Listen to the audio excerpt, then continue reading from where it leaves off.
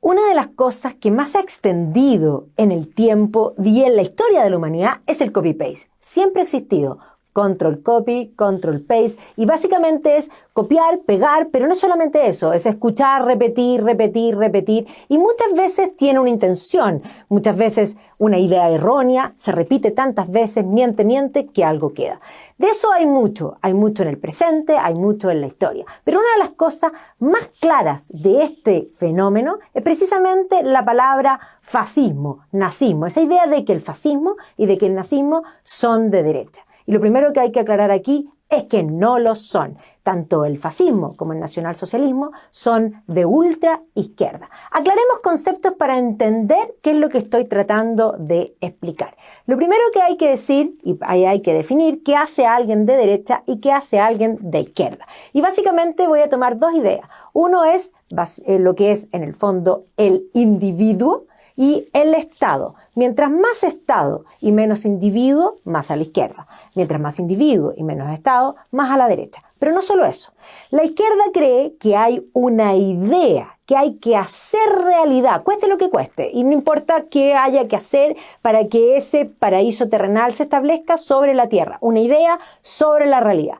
Mientras que la derecha está pegado a lo que es el realismo filosófico, ¿qué es la realidad? Y con esa realidad que tengo, ¿cómo gobierno? Dicho eso, hay que plantear que la ultraderecha no ha gobernado nunca porque quisiera que el Estado no exista. Son totalmente individuos, cero Estado. Mientras que la ultraizquierda implica todo Estado. Vamos a los conceptos del fascismo y del nacionalsocialismo.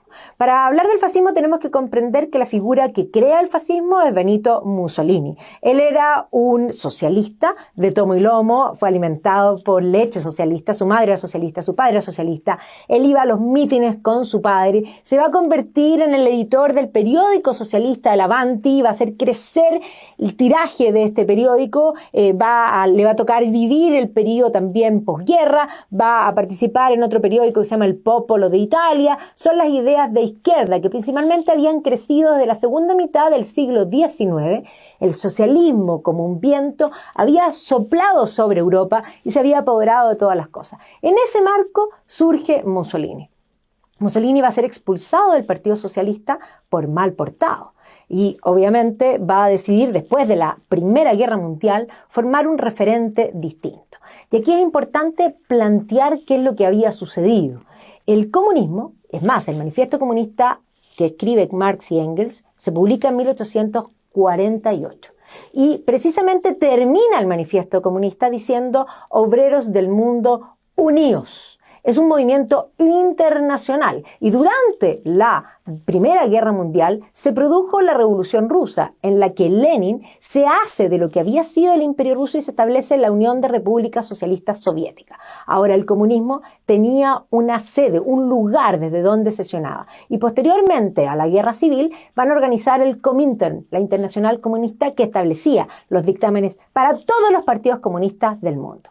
Mussolini, después de la guerra, que había sido expulsado del Partido Socialista, ve esta situación. El comunismo había llamado a integrar más naciones, a lo que se denominan los octubres, y es más, el año 19, el año 20 en Italia se llama el Bienio Rosso. Y él va a crear un referente nuevo. Él cree en el socialismo, él cree en el Estado, él es un hombre de izquierda, pero él quiere un socialismo con pizza, con tarantela y tiramisú, per le italiani. No quiere convertir a Italia en un satélite de la Unión Soviética. Y por lo tanto organiza este concepto y tomando el fasci. ¿Qué son los fasci? Los fasci son un símbolo de los cónsules romanos, el símbolo del poder. Él quiere restablecer la gloria del Imperio Romano. Y funda un partido el año 19. Y el año 22 ha ganado tanta fuerza que hace una marcha sobre Roma y se nombra duce, conductor de lo que va a denominar él la era fascista. Pero es un estatista, de derecha no tiene nada. La derecha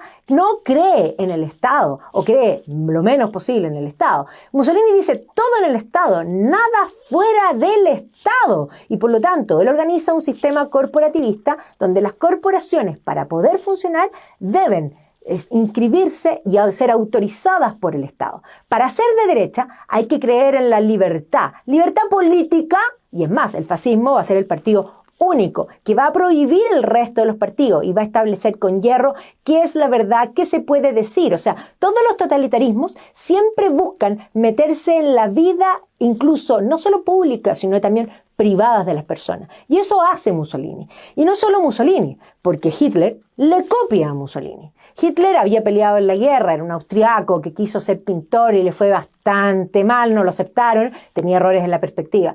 Horror, si lo hubiesen aceptado en la escuela de arte, otro gallo cantaría en la historia. Pero no lo aceptaron. Se enroló en el ejército alemán, cruzó la frontera como austriaco y peleó en la guerra. Y cuando Alemania se redujo el ejército después del Tratado de Versalles, la mínima expresión, él quedó en el ejército alemán. Lo mandan a München, a fiscalizar el grupo de un partido que ya existía, el Partido de los Trabajadores Alemanes, que no había sido fundado por él, pero que tenía un espíritu copiándole a Mussolini la idea de un socialismo, pero para los alemanes, Deutsch. Lo querían con salchicha, con chucrut y con Wurst, y por supuesto, con cerveza.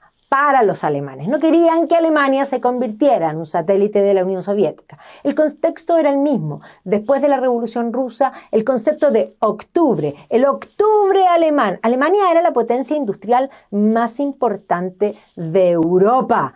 Es más, era lejos la potencia industrial más importante. Ojo, que cuando Marx escribe, dice que el socialismo es una fase posterior al capitalismo. Por lo tanto, escribe para una sociedad industrial. Y Lenin hace la revolución en Rusia, un lugar agrario. Por lo tanto, buscaban un lugar industrial. Y hay intentos comunistas por tomar a Alemania en el marco de la República de Weimar. Y ahí surge este Partido de los Trabajadores Alemanes. Hitler llega a escucha, fiscaliza, pide la palabra. Hitler tenía una muy mala formación intelectual, pero hablaba muy bien. Y el don de la palabra lo va a hacer que se convierta en el jefe del partido. Y efectivamente él va a cambiar el partido y el nombre del partido va a ser el Partido Nacional Socialista, lo subrayo, obrero alemán. Yo siempre le digo a mis alumnos, ¿qué parte del nombre no entendieron? Estamos hablando de socialismo. Y en todos los casos hay que decir que comunismo, fascismo y nacionalsocialismo tienen muchas más cosas en común que cosas en contra. Lenin decía, denme un niño 4 años y haré de él un ferviente bolchevique.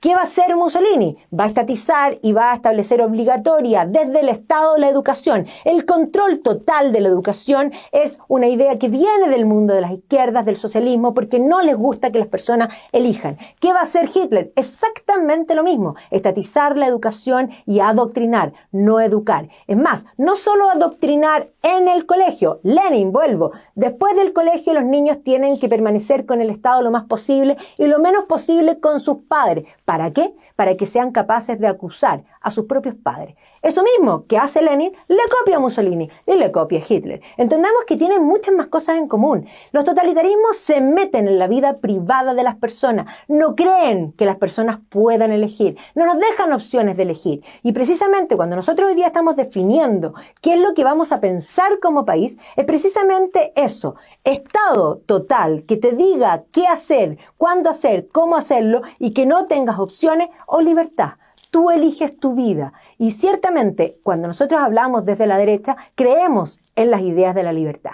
¿Qué es ser de derecha? Ser de derecha es tener claro que somos personas humanas únicas y irrepetibles y que tenemos libertad. Y eso es lo que hace y construye nuestras vidas. Por lo tanto, somos nosotros los que tenemos que decidir qué es lo mejor para nuestras vidas. Y sí, hay veces que no se puede o no se tiene y ahí es donde el Estado debe estar. Pero el Estado no debe meterse ni en tu familia, ni en tu casa, ni en tus decisiones. El primer educador son los padres. Somos nosotros los que tenemos que elegir. Y entonces dejemos de repetir copy-paste, copy-paste, copy-paste, facho, facho, facho. Miren, yo podría tener muchas cosas. Creo en la libertad. Soy una conservadora porque tengo muy claro qué quiero cambiar, pero tengo aún más claro qué quiero conservar y por qué lo quiero conservar. Pero si hay algo que yo no soy y no voy a hacer nunca, es facha. porque no creo en el Estado, porque creo, es más, creo que el Estado debe existir en su mínima expresión, porque es necesario, no soy anárquica,